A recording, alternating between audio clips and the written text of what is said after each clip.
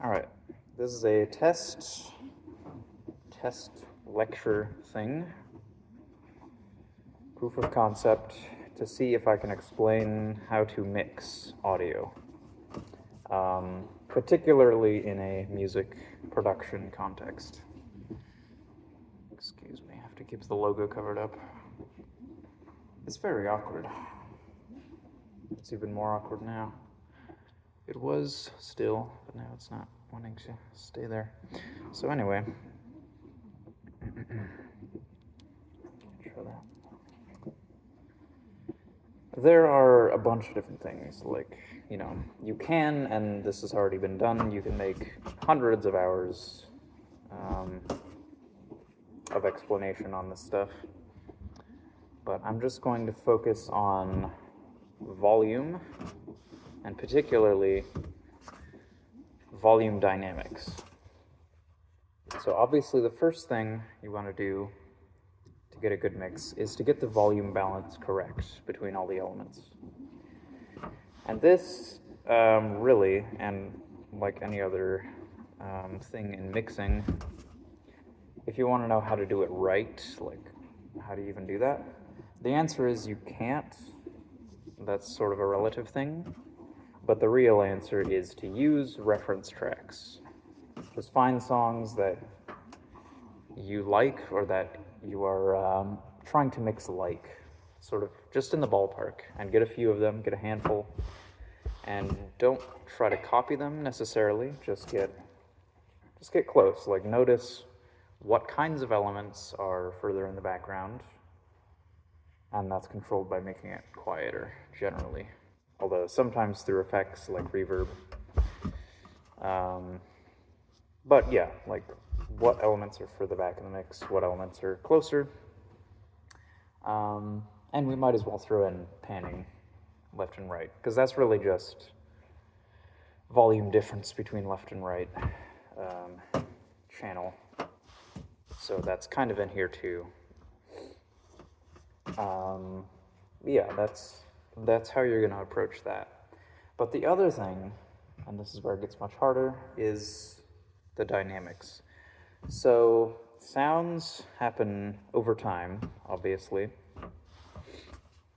And, this means they're going to have different volume levels over time. So a sound, while it might have a sort of average level that it lives in,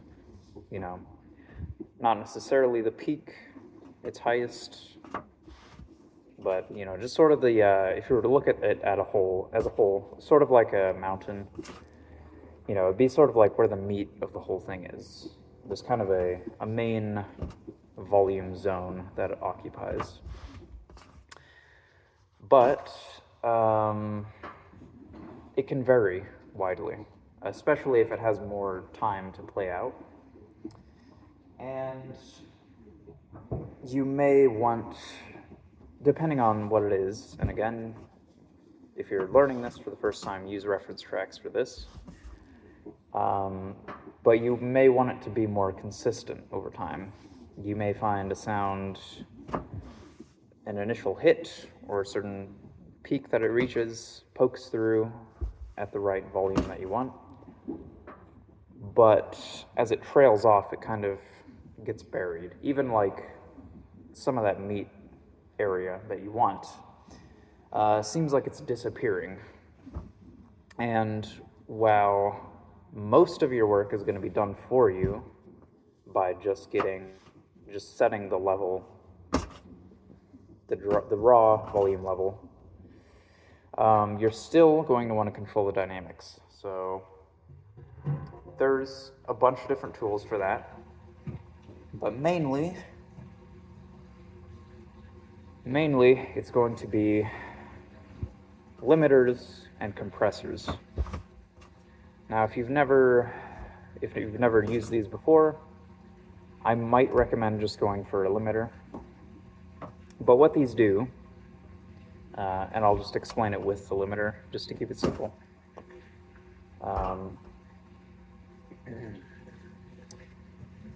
What these do is they have a set threshold you can change this threshold, and this is how far down into the sound it is cutting into, so to speak.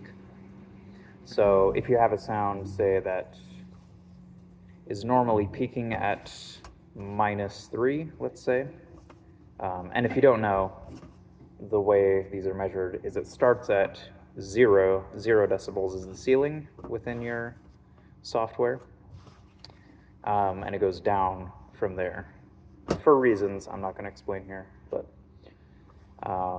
yeah, so your threshold you're going to be pulling down to like shave off sort of the top of the sound. So that's how you're going to control the top of it. And what you're also going to be doing is pushing the gain, the volume, up into that limiter. And you know, any properly functioning limiter is going to have an input gain, so that happens before the limiting, so you can set that correctly. And yeah, if you're just using a limiter, you're going to want to sort of try and push it as much as you can. The margins, that is, so get that threshold as low as you can without it actually like ruining the quality. And you know, mixes these days in the 2020s are a little overly aggressive with this, because while you might be surprised how much of the perceived loudness of a sound is preserved while chopping off those peaks, squishing them down, you do lose the physical pressure on your ear, and that is part of the sound. Part of the sound is the hit on your eardrums. And as you're pulling that threshold down, you're squashing those peaks, you are taking away the impact that the sound has, even if it sounds otherwise about as loud as before. So be careful with that, don't go overly aggressive with it. But yeah, that will control those peaks, but then you'll also want to push up the, oh my god, I'm losing it. That's what the input gain is for, is to bring up the overall level, and that brings up those quieter parts that are getting buried normally, while still like squashing those peaks, so it's not like as aggressive. But because limiters are very, very abrupt with this, not as abrupt as clippers. I'm not going to talk about clippers here, but they're more extreme. The extreme version of a limiter, kind of. Yeah, limiters tend to be kind of abrupt with it. And, you know, if you've already set the volume of your thing, you know, it's going to kind of ruin your mix to just make it louder. Just pushing up that input gain, because the way we perceive loudness generally is volume over time.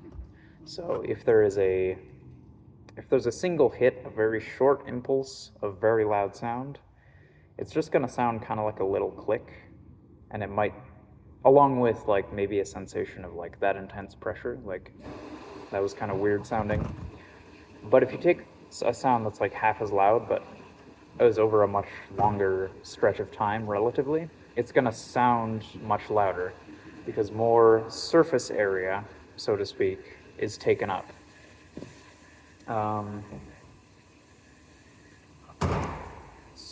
So that's there's kind of a balance there, like the initial hit and the way it like trails off, like there's kind of an area in there where like most of its perceived loudness lives.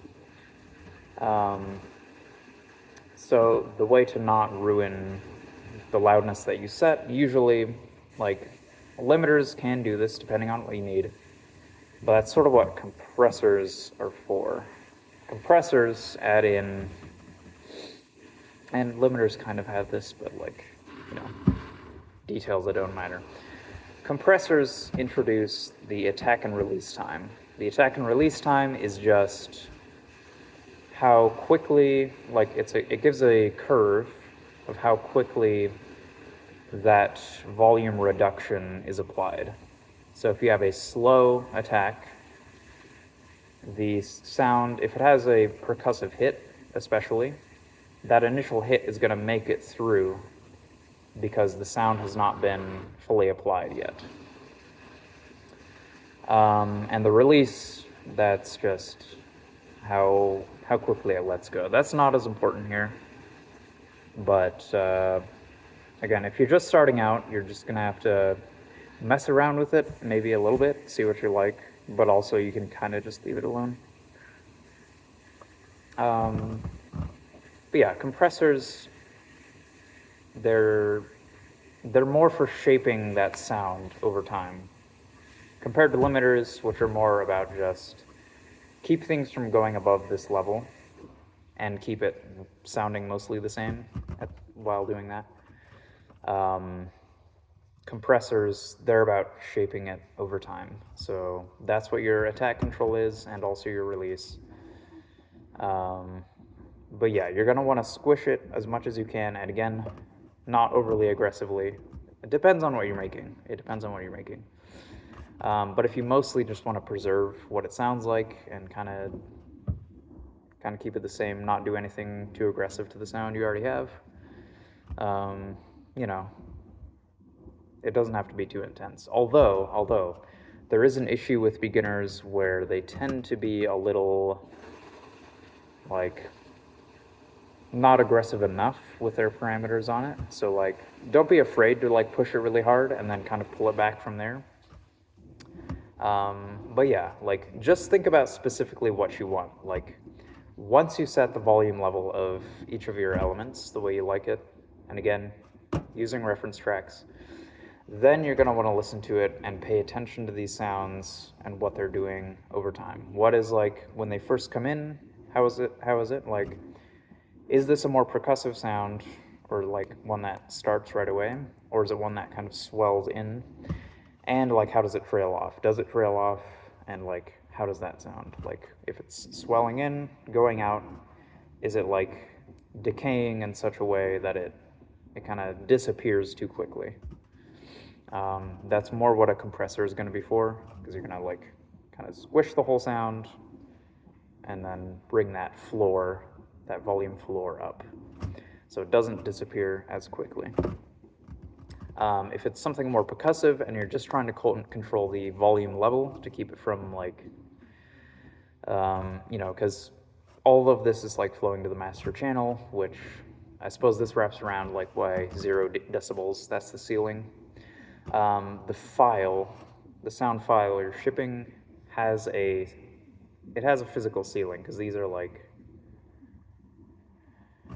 this is all represented by, like, numbers, like values between 0 and 1, kind of. So unless you're using a particular format, like, that doesn't matter. The point is, there's a limit to things. So that's why you need to control the volume dynamics, so that these sounds are not pushing each other out of the way, or you're not, like, totally clipping this whole thing. You know, they all have to work together in particular ways. There's lots of ways you control that, but you're mostly going to want to focus on, I suppose this is turning into arrangement now, like, less so the particulars of how to use a compressor, but you're going to want to focus on the arrangement first, like the actual song you're composing with these elements. Try to keep them out of each other's way. If there's a sound you want to be audible, make sure there's nothing in its same space. because otherwise you're going to have a hard time. That's sort of what panning is for sometimes, too. Like, have an element over here, so they're not competing. This, too, there's a lot of ways to make sounds get out of each other's way, but the arrangement is the important bit first.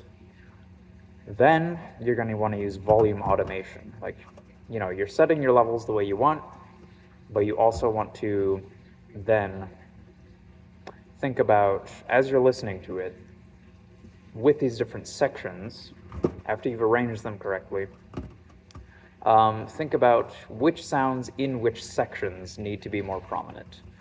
And so you're going to use automation curves to change the volume of these sounds over time to what they need to be. So some of them will sort of fade away, come back in, etc. You know, force them to get out of each other's way manually. And is there anything else regarding volume dynamics? Anything else in terms of basics? Not really. Not really. From there, it's just kind of advanced intermediate stuff, and you don't need to know that right now. So good luck. I hope this helps.